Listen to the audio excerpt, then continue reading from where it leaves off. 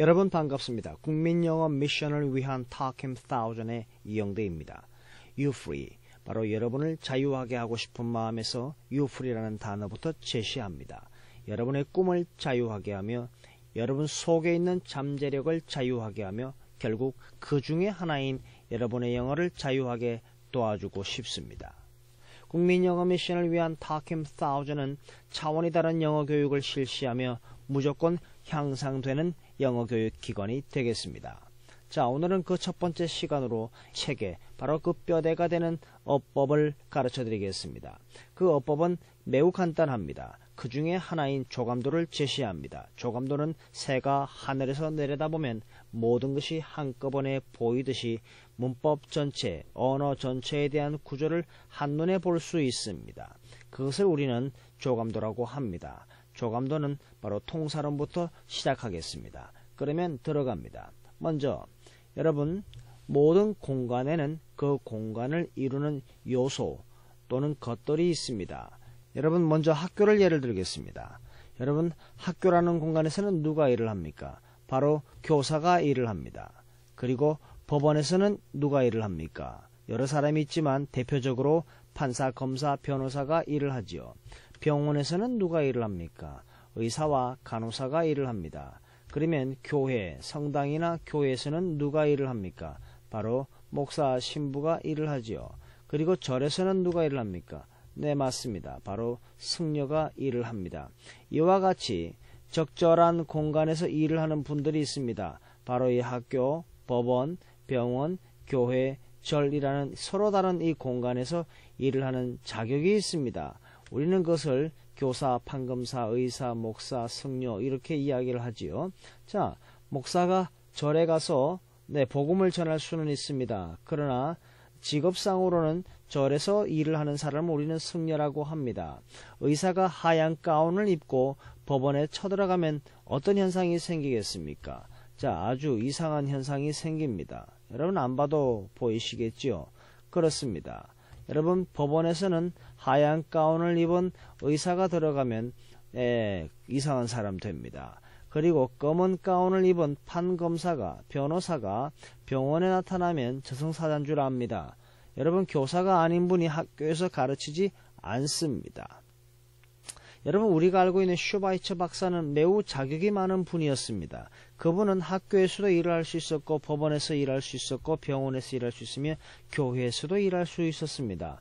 그분은 바로 그러한 자격들을 다양하게 가지고 있었습니다. 어떤 공간을 구성하는 요소들, 즉 자격이 있어야 바로 그분이 그 공간에서 일을 할 수 있습니다. 자, 우리 거꾸로 한번 이야기해 보겠습니다.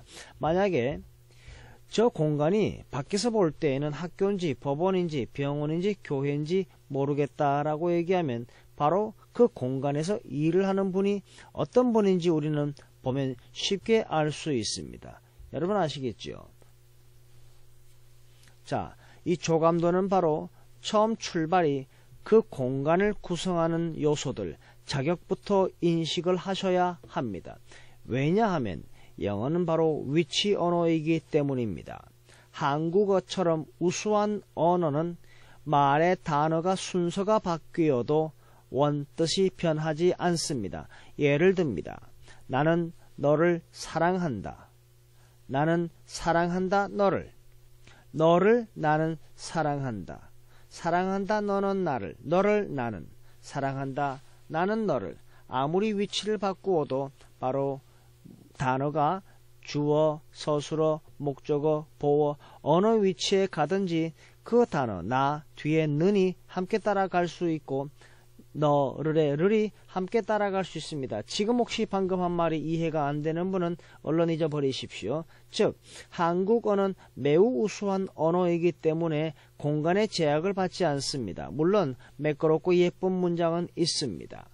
그런데 영어는 공간을 이동하면 원뜻이 바뀝니다.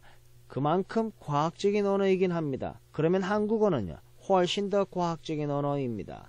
자, 한국어와의 비교는 앞으로 천천히 자주 하게 될 것입니다. 오늘 이 시간의 결론은 공간을 구성하는 자격이 꼭 해당되는 공간에서 일을 해야 하는 것입니다. 자, 그렇다면 우리 문법에서 조감도에 대한 구체적인 내용을 보겠습니다. 자, 공간, 그 공간을 위치라고 하는데 그 위치, 바로 말의 위치, 말의 순서, 말이 놓여지는 그 공간, 그것을 우리는 말의 순서, 언어의 순서, 어순이라고 합니다. 자, 어순에는 대표적으로 5가지가 있습니다. 영어학자 홈비라는 분은 이 문형을 다 25개 이상 나누며 어순에서 굉장히 다변화를 시킵니다. 복잡해지는 것이지요. 여러분, 그런 것들은 있다는 것, 있었다라는 것 잠시 스치고 지나가십시오. 어순 5가지로 다시 요약합니다. 주어, 서술어, 목적어, 보어, 수식어 5가지가 있지요. 몇 가지가 있다고요? 주어, 서술어, 목적어, 보어, 수식어 5가지가 있습니다. 5가지가 있습니다. 주어, 서술어, 목적어, 보어, 수식어 5가지가 있습니다. 우리는 이 시간에 이것을 외우셔야 됩니다. 주어, 서술어, 목적어, 보어, 수식어. 뭐라고요? 주술목보수. 주술목보수. 저처럼 머리 나쁜 사람은 앞글자만 따서 외우시면 더 좋습니다. 주술목보수. 주술목보수. 주술목보수. 주술목보수. 이 시간에 하십시오. 나중에 하지 마시고 이 시간에 하십시오. 자, 말은 머리부터 발끝까지 모자를 쓰고 위 옷을 입고 아래 옷을 입고 양말 신고 신발 신듯이 순서가 있습니다. 말에도 주술목보수라는 순서가 있습니다. 그렇다면 양말 안 신고 신발 안 신을 수 있죠? 물론 있습니다. 수식어 없을 수 있습니다. 네, 물론 바지 안 입고 짧은 바지만 입을 수 있습니다. 긴 바지 입지 않고. 그러나 때에 따라서 긴 바지를 입고 짧은 바지를 입어야 하는 것입니다. 모자 안 쓸 수 있습니다. 가끔씩 주어가 없을 수는 있습니다. 그러나 기본적으로 우리 모자부터 쓰고 양말, 신발까지 다 신는다고 가정합시다. 그와 마찬가지로 말에는 주어, 서술어, 목적어, 보어, 수식어 전체가 순서대로 이루어집니다. 앞으로 이 중에서 주어, 서술어만 있는 문장이 있고 주어, 서술어, 목적어만 있는 문장이 있고 주어, 서술어, 보어만 있는 문장이 있으며 주어, 서술어, 목적어, 보어만 있는 문장이 있을 수 있으며 주어, 서술어, 목적어, 보어, 수식어만 있는 문장이 있을 수 있습니다. 이것을 우리는 어떤 형식에 따라서 형식 1, 2, 3, 4, 5 형식이라고 말을 합니다. 지금은 그렇게 들어가지 않겠습니다. 다시 결론으로 어순에는 몇 가지가 있다고요? 5가지가 있습니다. 그 5가지가 뭐라고요? 주술목보수라고 했습니다. 한 번 더 물어봅니다. 뭐라고요? 여러분 눈 감고 대답해 보십시오. 주술목보수. 뭐라고요? 주술목보수. 주술목보수. 주술목보수. 주어, 서술어, 목적어, 보어, 수식어입니다. 그러면 선생님, 주어가 무엇입니까? 목적어, 보어, 수식어가 무엇입니까? 지금 우리 묻지 마십시다. 지금은 우선 모든 학업을 할 때에는 더 깊이 들어가지 마시고 먼저 기본부터 하십시오. 도대체 무슨 말인지 모르겠다 그러면 일단 익숙해지십시오. 주술목보수가 있다는 것입니다. 선생님이 영어를 설명할 때 한국말 많이 사용합니다. 그 한국말 많이 사용하는 대표적인 것이 바로 주어냐, 목적어냐, 서술어냐, 보어냐, 수식어냐 이런 말씀 많이 하십니다. 자, 우선 여러분 주술목보수 인식하십시오. 지겹다고요? 여러분 결코 지겹지 않다는 것을 알게 될 것입니다. 자, 그렇다면 어순 다음에 이 위치에 들어가는 자격이 있습니다. 그것을 우리는 품사라고 합니다. 품사는 8가지가 있습니다. 몇 가지요? 8가지가 있다고 했습니다.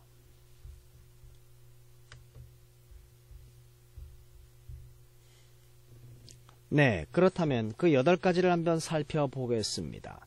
품사는 8가지가 있는데 대명사, 명사, 동사, 형용사, 부사, 접속사, 감탄사, 전치사 있습니다. 자, 이것을 우리는 품사, 자격이라고 합니다.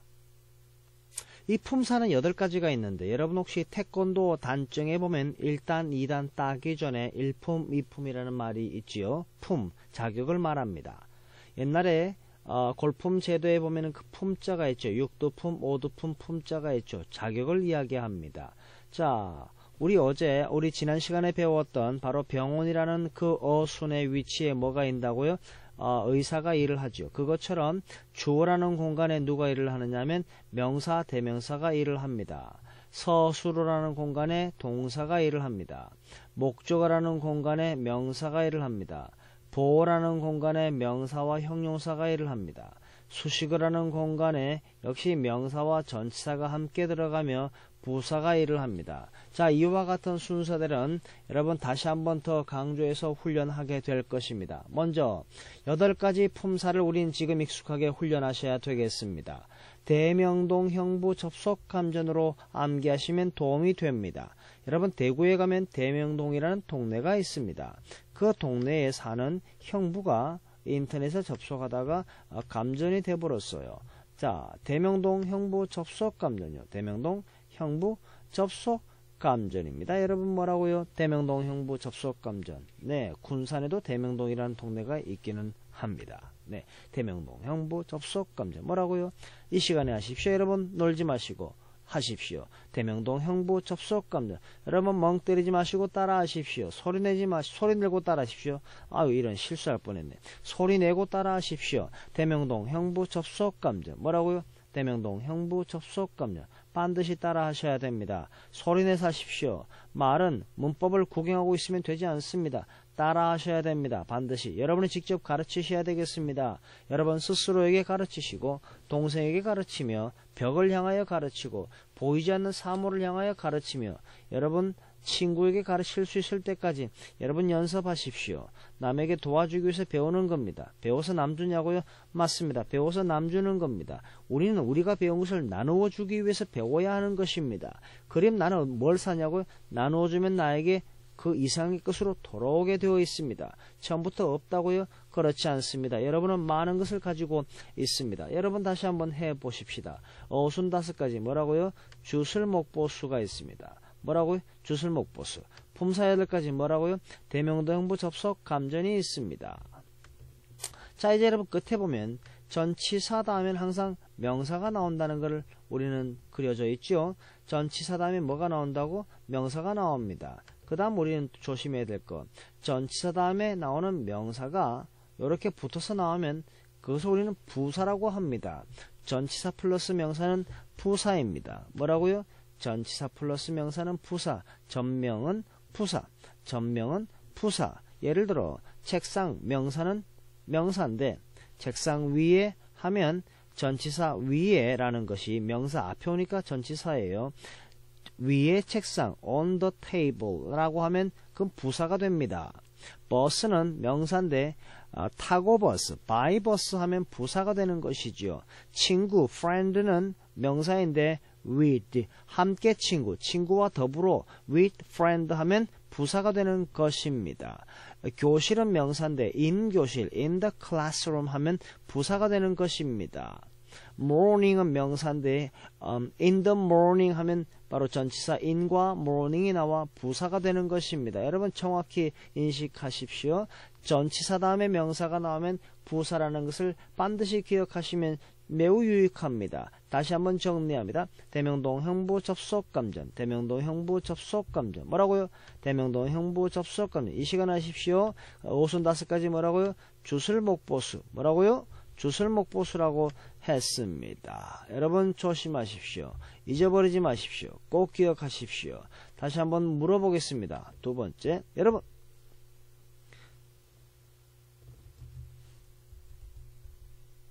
질문합니다.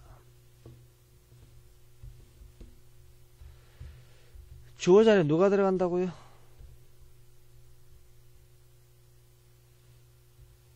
해보세요. 여러분 주어 자리에 누가 들어간다고요?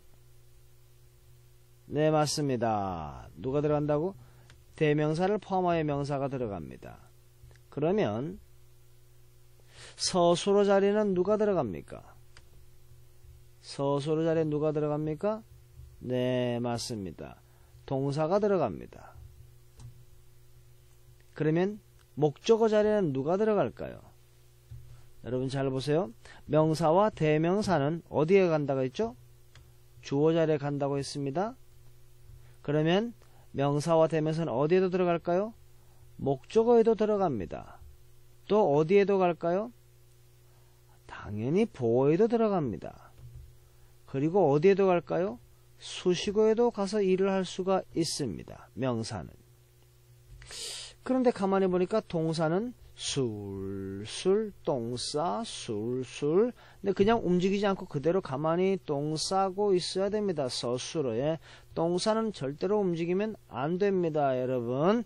그 다음에 또 하나 더 한번 볼까요, 여러분? 이 형용사는 어디에 들어가느냐 하면은요, 여러분 바로 이 보라는 공간에 들어가게 되어 있습니다. 기억하십시오. 제발 기억해 주셔요. 예, 기억해 주세요. 제발 부탁합니다. 그러면 여러분, 이 부탁하는 이 부사는 어디에 가서 일을 할까요? 예, 당연히 수식어에 들어가서 일을 합니다. 어디에서 일한다고? 수식어에서 일을 합니다. 접속사는 접속사입니다. 뺍시다. 나중에 이유가 있어요. 감탄사는 어디에서 일을 합니까? 감탄사는 어디에서 일한다고 말할 수 없을 정도로 따로 놀아요. 뺍시다. 전치사는 어디에서 놀까요? 힌트. 전치사 다음에 누가 나오면 뭐가 된다 그랬죠? 부사입니다. 여러분 부사가 조금 전에 수식어에서 일을 한다 그랬죠? 따라서 전치사는 항상 명사와 함께 부사가 되니까 당연히 전치사도 수식어에서 일을 하게 되어 있는 것입니다. 기억하십시오. 이것을 외우셔야 됩니다. 자, 여러분 다음 시간에 우리가 만날 때에 이런 게임을 한번 해볼 겁니다.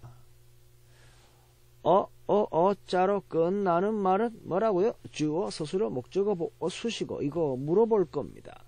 그 사자로 끝나는 말은 뭐라고요? 대명동형 접속관. 이것이 대명사, 명사, 동사, 형용사 이렇게 천천히 하지 마시고 대명동형 접속관전, 대명동형 접속관전 이렇게 하십시오.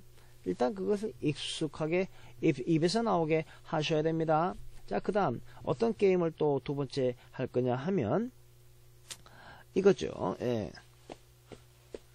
품사 게임 시작 하면 두 팀 나누어서 여러분 한번 해보셨죠? 품사 게임 뭐요? 대명사, 명사, 동사, 형용사, 부사, 접속, 감탄, 전사 순서대로 그냥 말만 뱉으면 됩니다. 이렇게 품사 게임 시작. 대명사, 그 다음 사람, 명사, 그 다음 사람, 동사, 그 다음 형용사 이렇게 순서대로 가면 돼요. 두 팀을 나누면 A팀의 사람이 B팀에게 가리키면서 대명사 쏘면 총 맞은 사람이 상대방 아무에게나 가리키면서 명사 하면 되고 다시 맞은 사람이 상대방 아무에게 가리키고 동사 이렇게 돌아가면 됩니다. 그 다음 세 번째는요. 순사 게임, 어순 게임이에요. 주어, 맞은 사람이 서술어, 맞은 사람이 목적어, 보어, 수식어, 주거니 받거니 하는데 이게 두세 바퀴 안 돌아요. 자, 그 다음 게임이 뭐냐면 어순과 품사를 같이 엮어서 하는 거예요. 예를 들어 A팀에서 B팀에게 총을 쏘면서 주어 하면 총 맞은 사람은 주어에 들어가는 품사를 이야기해야 돼. 대명사, 명사를 말해야 돼. 그 다음 총 맞은 사람이 또 그 다음 주거니 받으면서 서술어 하면 동사를 말해야 돼. 또 마지막에 목적어 하면 명사를 말해야 돼. 여러분 아시겠죠? 이 순사 게임 우리 현장에서 교실에서 한번 해볼 것입니다. 집에서 반드시 연습하십시오. 다시 한번 총괄 정리합니다. 새가 하늘에서 내려다보면 모든 것이 한꺼번에 보이는 것처럼 어법의 기본이 바로 이 조감도입니다. 안타깝게도 한국 교실에서 이 말을 많이 사용하기 때문에 제가 하는 수 없이 이것을 가르쳐 드리는 겁니다. 그리고 이것이 있으면 결국에는 아주 탁월한 언어를 구사하는데 도움이 매우 많이 됩니다. 그러나 어법이라는 틀에 가두어 있으면 우리의 말, 우리의 생각은 굉장히 제한됩니다. 그러나 어법이라는 틀이 없으면 마치 컵이 없으면 물을 마시기 힘들고 숟가락이 없으면 밥을 먹기 힘들듯이 정확하고 안전한 문장을 말하기는 힘듭니다. 어법은 없어도 안 되고 있어도 골치 아픈 것입니다. 그러나 우리 학교 시험부터 모든 여러분의 언어의 체계를 위해서 조감도를 확실하게 기억하시기를 바랍니다. 이상입니다.